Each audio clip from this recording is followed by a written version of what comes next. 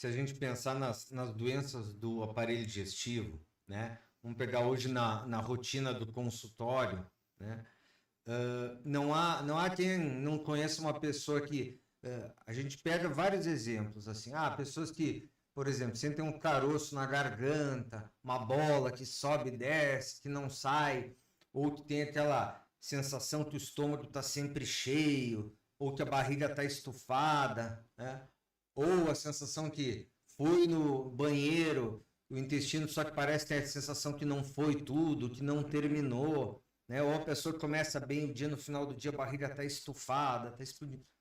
Isso é uma rotina do que a gente escuta hoje no consultório, e a gente tem que pensar que o aparelho digestivo em geral, isso desde do esôfago até lá a evacuação, até o ânus, a gente tem dois grandes fatores que a gente pode dividir. É o fator de comportamento e o fator dietético. Tá? O que é o comportamento?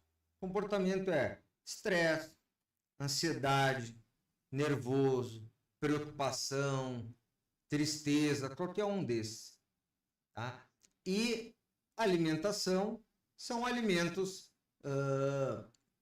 mais condimentados, então alimentos superprocessados, né? Alimentos mais gordurosos, né?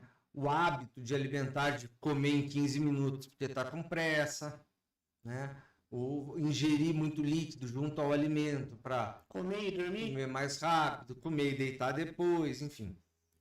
Então, dentro desses dois grandes eixos, a gente caminha para basicamente todos os sintomas do aparelho digestivo. Então, o que a gente tem que entender? Algumas pessoas que têm muito problema de estresse, preocupação, ansiedade, ou uma preocupação excessiva voltada de achar que está com câncer, etc., isso interfere no aparelho digestivo. Interfere ao ponto de a gente ter uma sensibilização dos órgãos. Então, o órgão ele acaba ficando muito mais sensível a estímulos normais.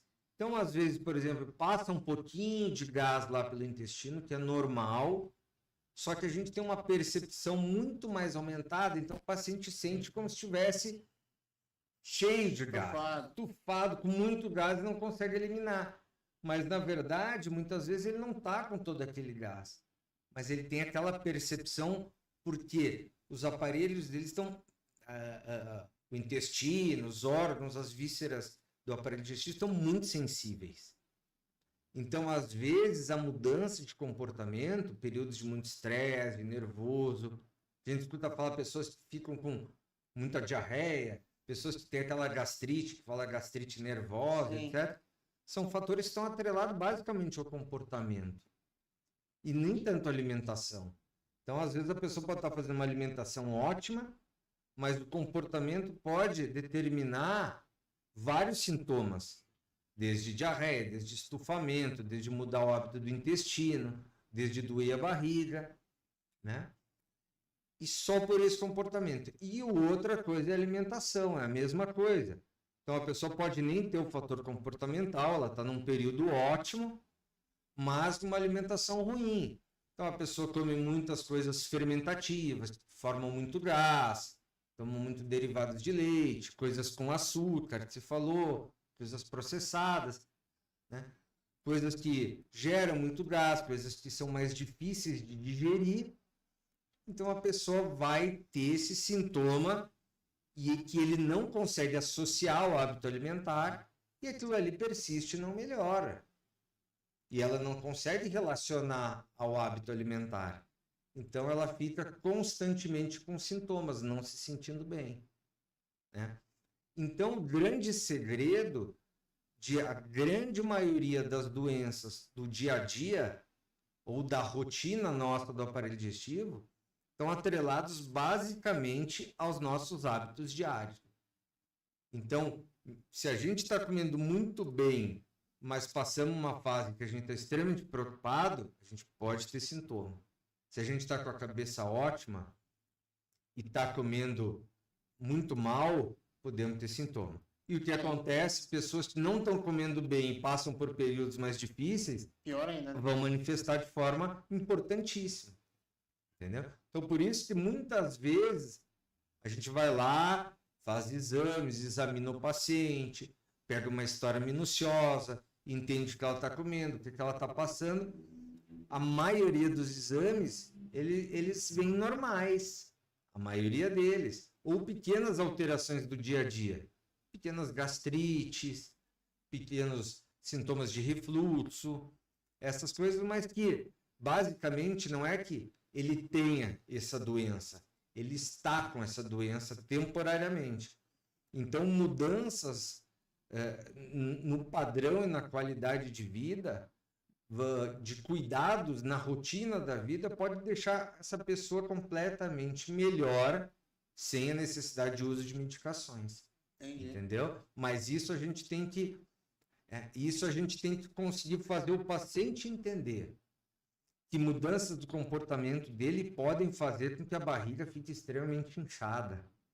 Pode fazer com que o intestino fique preso 3 dias, depois tenha diarreia 4 dias. Estresse, nervoso, você ficar vomitando, ficar passando mal, até chegar do ponto da bilis, essas coisas. Pode Pode ser por causa da própria cabeça. Pode. Pelo comportamento, pode sim. Então, os 2 grandes eixos são importantíssimos: a alimentação e o comportamento. E quando a gente fala de alimentação, tem mais uma coisa que é extremamente importante. A gente tem que entender o seguinte: o nosso aparelho digestivo, ele envelhece igual a nossa coluna.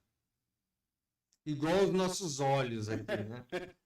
Igual aos nossos olhos. Por que que o olho vai ficando cansado? A gente vai precisando usar óculos, depois tem que fazer cirurgia.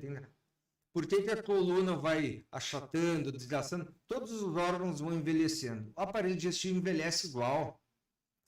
Então, o vigor que você tinha com 20 anos, né, para praticar um esporte, para fazer não sei o quê, era o vigor que você tinha para comer 2 pratos de feijoada e nada acontecia. Você podia comer 2 pratos de feijoada e sair correndo no sol que não acontecia nada.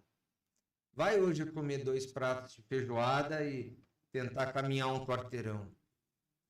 Você não digere, você fica estufado, a barriga fica ruim, você não vai no banheiro direito, você fica passando mal. Não quer nem jantar depois, né? Não vai querer comer depois por não sei quanto tempo. Por quê? Porque o seu vigor digestivo já não é mais o mesmo. Então a gente tem que entender que, com o passar dos anos, a gente tem que aprender a respeitar o nosso aparelho digestivo e começar a facilitar a vida dele. Então, não adianta a gente querer comer da forma que comia antes, porque a gente não vai digerir como digeria antes. Então, e alguns alimentos mais comumente, mais frequente, que funcionavam bem quando a gente era adolescente, adulto, jovem, não vão funcionar mais. Então, tem coisas que acontecem isso com a maioria das pessoas. Vamos pegar um exemplo claro na nossa refeição: feijão. Feijão, depois dos 40 anos, passa a ser extremamente difícil de digerir. Então, o grão do feijão é uma das coisas. Ah, sinto muito gás, sinto estufado a barriga. Você gosta de ficar largando ele mais tempo na água, ajuda ou não? Ah, ajuda um pouco, mas também Mas não é... funciona, né? O leite, por que falam tanto assim? Hoje se escuta falar tanto da intolerância à lactose, né? A lactose a gente só consegue digerir com muita eficiência até os 16, 18 anos, porque a gente produz enzima para isso, para digerir a lactose até essa idade. Depois dessa idade a gente não produz mais. Né? Tem aquela brincadeira que o pessoal fala que quem bebe leite é bezerro, né? Vaca velha não toma leite. E é verdade, né? E é verdade. Porque não tem, a gente perde a capacidade de digerir isso. Só que o que acontece? Você vem tomando isso a vida inteira e você vem perdendo a capacidade de digerir aos pouquinhos. Aos pouquinhos, isso não é súbito. É muito lento, muito lento, muito lento. Daqui a pouco lá na frente, você vai, né, piorando a sua digestão aos poucos. Você jamais vai conseguir correlacionar porque você consumiu a vida inteira. E Você acha que não é aquilo, né? você acha que não é aquilo, você não consegue fazer a relação.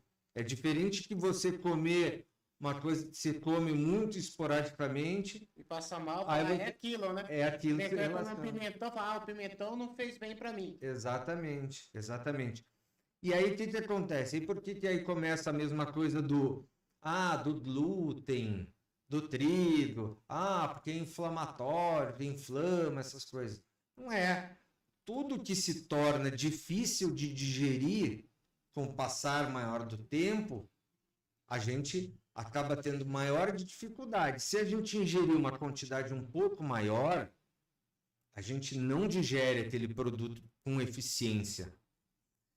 Quando a gente não digere um produto com eficiência, aquele produto ele passa mais ou menos íntegro, vamos dizer assim, sem absorver algumas coisas. Esse produto chega lá no início do nosso intestino grosso, onde a gente tem muitas bactérias lá, da flora do intestino.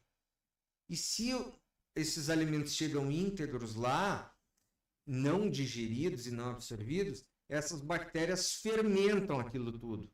Então, quando fermentam, formam uma imensidão de gás, que aí vão formar os gases no intestino e vão formar alguns outros produtos que podem irritar, podem dar diarreia, podem dar desconforto no abdômen, pode prender o abdômen, pode dar outros sintomas até como fadiga, fraqueza, essas coisas. Então, às vezes, está tudo correlacionado a algum alimento que a gente perde a capacidade de digerir bem. E isso é pessoal.